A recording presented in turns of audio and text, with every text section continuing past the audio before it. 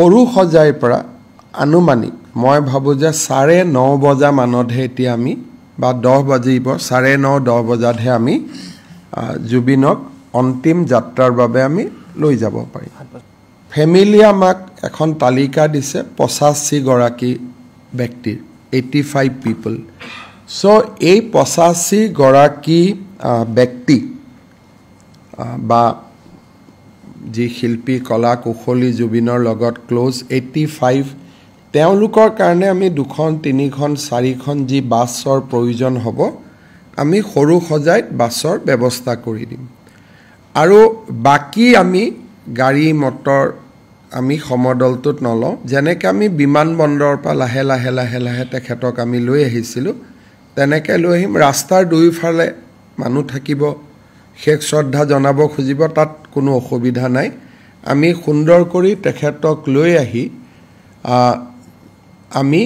নিৰ্দিষ্ট স্থান য'ত শেষ কৃতৰ কাৰণে আমি ঠিক কৰিছোঁ তালৈকে আমি লৈ আহিম ভাৰতৰ কেন্দ্ৰীয় সংসদীয় পৰিক্ৰমা মন্ত্ৰী কিৰণ ৰিজিজুক প্ৰধানমন্ত্ৰী ডাঙৰীয়াই তেওঁৰ প্ৰতিনিধি হিচাপে এই শেষকৃত্য অনুষ্ঠানত উপস্থিত থাকিবৰ বাবে মনোনীত কৰিছে মেঘালয়ৰ উপমুখ্যমন্ত্ৰীকে ধৰি মন্ত্ৰীসভাৰ তেওঁলোকৰ ডেলিগেশ্যন এটা আহিব আৰু কেন্দ্ৰীয় মন্ত্ৰী সৰ্বানন্দ সোণোৱালো অনুষ্ঠানত উপস্থিত থাকিব শেষকৃত্য সম্পন্ন হৈ যোৱাৰ লগে লগে তেওঁৰ যেটো অস্থি বুলি কয় অস্থি আমি লগে লগে পৰিয়ালক আমি হেণ্ডঅভাৰ কৰি দিম আৰু ভস্ম সাংস্কৃতিক পৰিক্ৰমা বিভাগে লগে লগে সংগ্ৰহ কৰিব আৰু তাক আমি ৰাখিম আৰু যেটো জাগাত বা যেটো স্থানত তেওঁৰ শেষকৃত্য কৰা হ'ব লগে লগে আমি ওয়াল দি তাক বন্ধ কৰি দিম যাতে জন্তু বা আন চৰাই চিৰিকটিয়ে জাগাটোত অসুবিধা কৰিব নোৱাৰে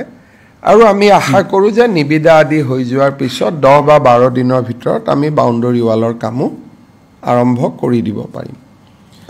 পাৰ্থী ফৰিয়ৰ লগত খোজকাঢ়ি যাব পাৰিব ৰাস্তাৰ দুইফালে থিয় হৈ থাকিব পাৰিব গতিকে সাধাৰণ লোকৰ ক্ষেত্ৰত আমাৰ কোনো প্ৰতিবন্ধকতা নাই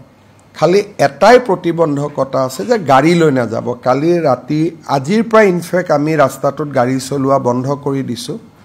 ট্ৰাক আদি কালি আমি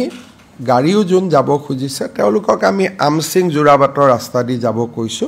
সেই ৰাস্তাটো যাতে এভয়েড কৰে আমি ভেহিকুলাৰ ট্ৰাফিক মুভমেন্ট কালি 4টা বজালৈকে আমি কমপ্লিট বন্ধ কৰি দিছো ৰাস্তাটো